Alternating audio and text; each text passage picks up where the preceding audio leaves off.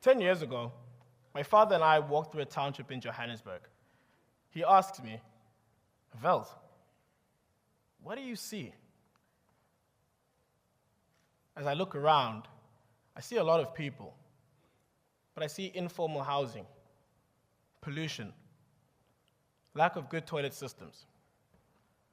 He pauses and asks me again, "Vels, what do you see?" Perplexed, I wonder, what could my dad be talking about? He interrupts me. He says the following: "For every problem, there are a number of solutions. Seek them, solve them. For one man's problem is another man's treasure." I had a paradigm shift that would forever change the way I viewed my world. When I look at the news and social media, I cannot help but feel that the narrative is incomplete. We see progress, innovation, change, all happening around us, that as Africans we've convinced ourselves, let's create our own Silicon Valley. But we've never paused to ask ourselves, what do we have as Africans that makes us truly unique? How about we take that, spread it across the world, and make it great? So instead of looking to Uncle Sam in the West or Uncle Chan in the East, let's look to Mama Africa and the wealth of her experiences and use that to shape the path of our future. The opportunity is in our environment, and thus I believe it's time for us to commodify the African experience. Like most people in the room, I'm an African, a small fish in a big pond of 54 beautiful countries, diverse in resources, culture, history, and people. Gifted people, beautiful people, but most importantly, young people. You see, the continent is going through a phenomenon known as a youth bulge, which means that our average population is made of young adults and children. The average age is between 15 and 24 years old. Coupled with some structural problems, we understand that change has to come from somewhere. We'd like to believe that that's the responsibility of governments, institutions, or high net worth individuals. And that's a possibility. But what if I told you that your experiences have given you a head start in making the world a better place? So you say, wait, Vels, what are you talking about? How can you put value to something you cannot measure, let alone feel? So I'll break it down for you. A commodity is a raw material or resource that is usually bought and sold and used for an exchange. An experience is an event or an occurrence that leaves an impression on you. So to commodify African experiences means to take your experiences and use them for exchange, create the value. Now, we all can recognize finished products, but we never give credit to the raw material that founded them. The lithium-ion battery in your phone, the crude oil and the petrol that you use every single day, the steel in the cars and the buildings that surround us. We always recognize the finished product, but never see the value in the raw material. So let's pause for a second. I'll ask you, how many of you would love to get married? Could I see a show of hands? Oh, that's wonderful. Now look to your left, look to your right, and in the words of our beloved Queen Mother, Beyonce Knowles, if you like it, you should put a ring on it. Something like that. You want that? That's beautiful. That's a 100,000 Rand wedding ring. But did you know, before this wonderful wedding ring goes on the person next to you's finger, it's actually just a piece of coal. Negligible value. But in order to go from coal to wedding ring, to your finger, there's a 4-step procedure that has to be followed. This procedure is taken up by the industry. First, we have to identify and locate this resource. Then we take this resource from where it is hidden and extract it. By extracting it, we then take it to a place called a refinery, where they clean and process this material from its impurities. Ultimately, where the designers, the engineers, the jewelers, all come together and take this precious diamond and create something that they deem valuable. And whilst this experience is very easy to understand because for some strange reason a bunch of high schoolers now want to get married, I think we can all understand that this procedure can be directly transferred to our experiences. You see, when you have an event or an occurrence that leaves an impression on you, you're able to extract value by looking around you and asking, hey, how many of you can relate to this? The more people that concur, the greater value that can be constructed. However, the creation phase is the most important phase, because that's when you act on your experience to change not just your world, but the world of the people around you. This may come as a light bulb moment to some of you. As a matter of fact, you have helped a lot of companies follow this process day to day. Social media giants, Facebook, Instagram, Twitter, are all valued at over billions of dollars because they let you share your experiences on platforms. These platforms and your activity consolidate everything you're interested in and link that with like-minded people. Big companies pay a lot of money to connect with you so that they can market products that you will essentially buy because you share the same experience. Your posts are in essence validated by shares, likes, retweets, and comments. Now, this may come as a light bulb moment to you.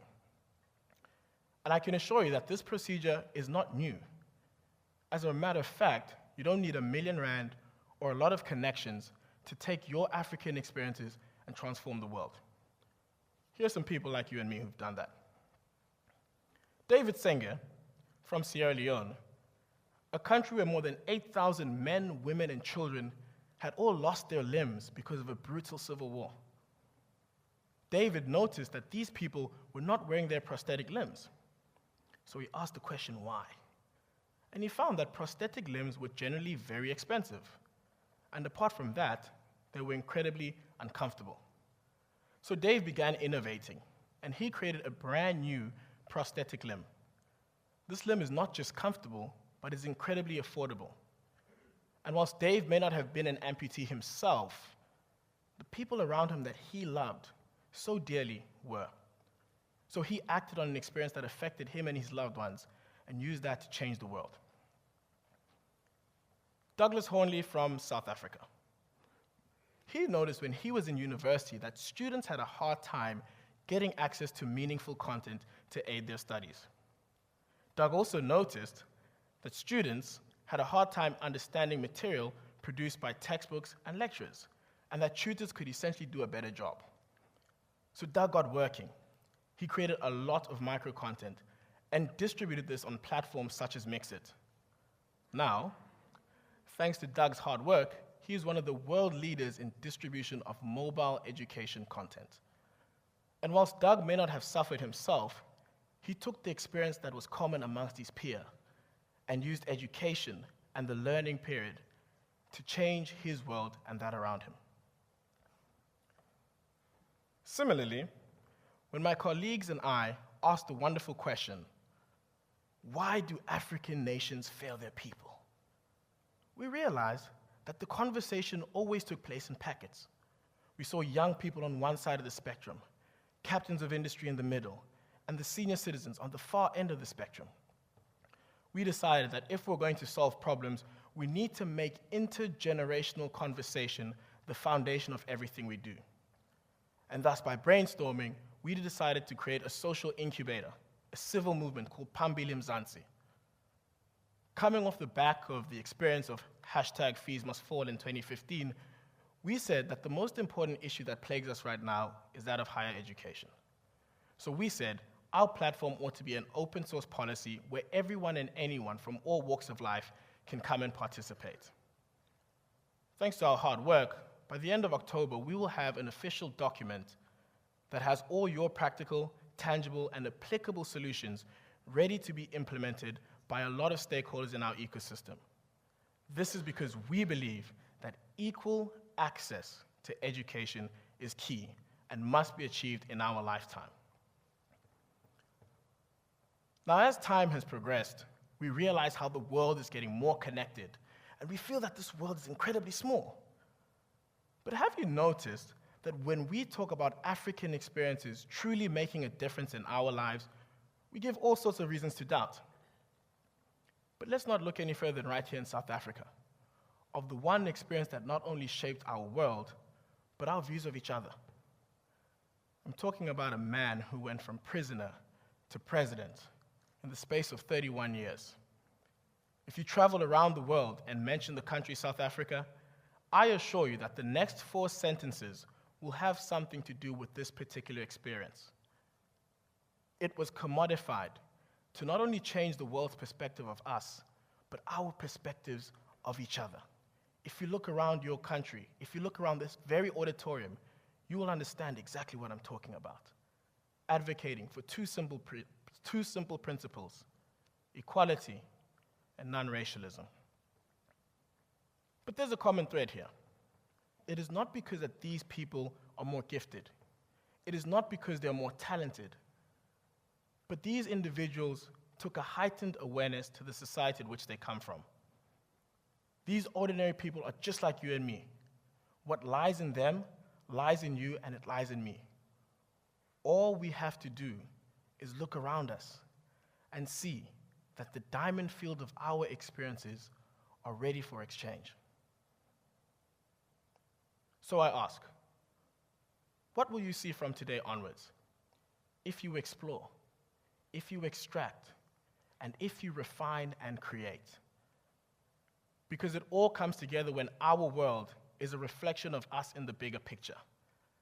I'm talking about a world where Gatsbys become delicacies in the Mediterranean, when Kasi tunes are on the playlist of commuters in Asia, and when fuel cells from a small boy in Umtata become the catalyst for sustainable energy around the world. Let us remember that the ideas we create are just as important as the environment which they come from. Our experiences not only shape what we believe of ourselves, but what we do and what we become. So let's take hold of this commodity. Let's grab our experiences and make the change that we want to see today. Because ultimately, if tomorrow begins today, our dreams must become reality. Our words must become actions, and our choices must become our future. And as the words of my father continue to linger on, I ask you, what will you see from today onwards? Seek them, solve them. For one man's problem is another man's treasure. Akensa, Bayadanki, Yabonga, Fambakati.